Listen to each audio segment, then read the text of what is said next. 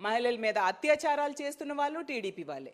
ఎంత దారుణంగా ఉందంటే అసలు ఈ రాష్ట్రంలో ఈ కూటమి ప్రభుత్వం వచ్చాక ఒకవైపు మద్యము, గంజాయి, డ్రగ్స్ విపరీతంగా పెరిగిపోయి డోర్ డెలివరీ అవుతూ ఉండే పరిస్థితి మనం చూస్తూ ఉన్నాము.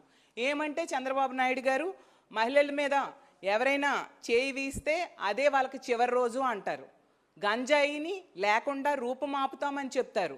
హోమ్ మినిస్టర్ గారు అయితే 100 రోజుల్లో గంజాయి లేకుండా చేస్తామని చెప్తారు.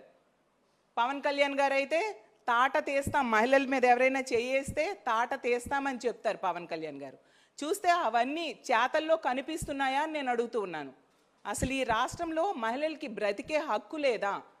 ఇంత దారుణంగా ఇంట్లో ఉన్నా రక్షణ లేదు, బయటికి వెళ్ళినా రక్షణ లేదు, స్కూల్లో రక్షణ లేదు, హాస్టల్స్లో రక్షణ లేదు.